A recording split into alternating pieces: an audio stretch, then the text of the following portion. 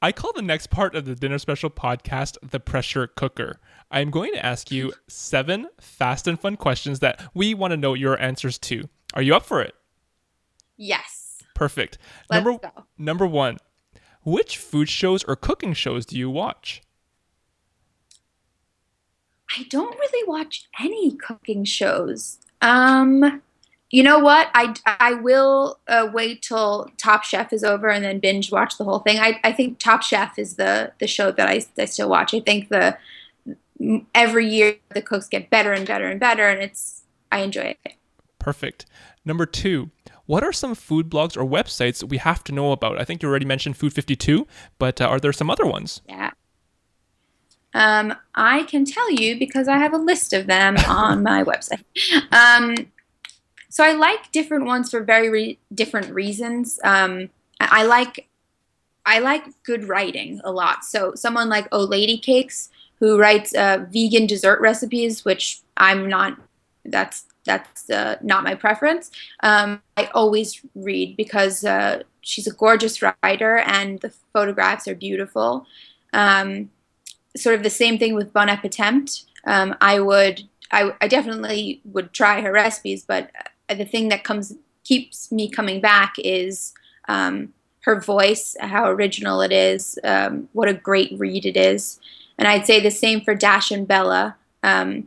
She, the writing is just so evocative, and it's very family based about her family. And it's gorgeous. It breaks your heart every time she writes something. So I'd say those are the three that I go to. Those are like my top three, I would say. Perfect. Number 3. Who do you follow on Pinterest, Instagram, or Twitter that make you happy? Ooh, well, I'm the best at Instagram of Okay. all of those things. Um, that makes me happy.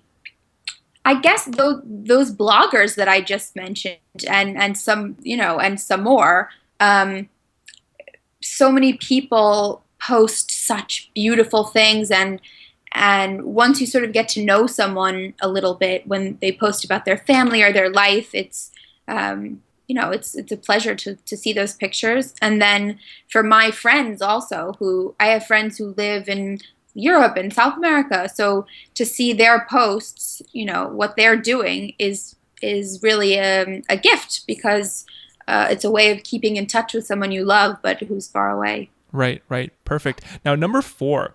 What is something all home cooks should have in their pantry? I'm also the wrong person to ask this because I would give you a very long list. So I would say, um, to be the most basic, I would say black pepper, fresh ground black pepper. I have a kosher salt and a flaky sea salt. Have an olive oil for cooking and an olive oil for finishing. So like a more flavorful fancy pants olive oil.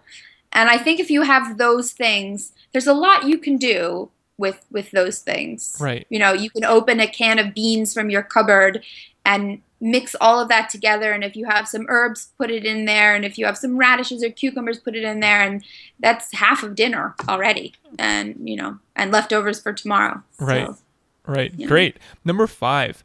Name one ingredient you cannot live without. olive oil. Yeah? Olive oil. I have several olive oils. And it's sort of fun for me. So we went to Spain over Christmas to visit my fiance's family, and they make great olive oil in Spain. And so I bought a few to bring home, and that's something I love to do. Also, is buying special food stuffs when I'm away, and being able to come home and use them in my own kitchen. So yeah, for sure. Great. Olive oil, salt, and pepper, but olive oil Olive I think oil. is one. Yeah. Okay, great. Number 6. What are a few cookbooks that make your life better? I know you mentioned that you like Nigel Slater, so maybe with some of I do. his? So all of his. Okay. Um, that makes my life better. I'm gonna carry you over to my bookshelf just so I have something to look at while I'm talking to you. Okay. That makes my life better. Well, I would say certainly those big cookbooks that serve as a guide. So something like the New York Times cookbook, you're gonna find everything in there. Um, those are my outside cookbooks. I'm gonna go to the ones I like to look at all the time. Um, what else? Yeah, I have several of the Cook's Illustrated books. I just like having a great background. And then I have some restaurant cookbooks, some blogger cookbooks, but really Nigel Slater, his books are the ones I come back to. I read all the time. That's and there are quite a few, so that's I think that's my favorite.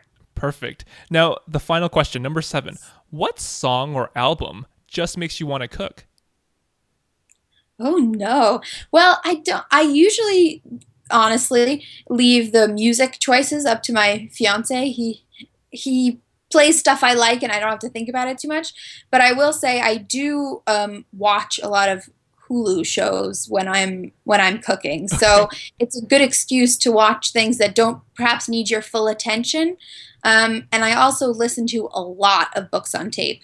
I like fly through books on tape when I'm cooking. It's that's like the most enjoyable way to spend an afternoon I can think of, cooking and listening to a book on tape. What was the last book that you listened to on tape? Do you remember? I'm listening to 1984 right now. I'm halfway through. Perfect. Well, congratulations, Christina. You have officially survived the pressure cooker. I'm so glad.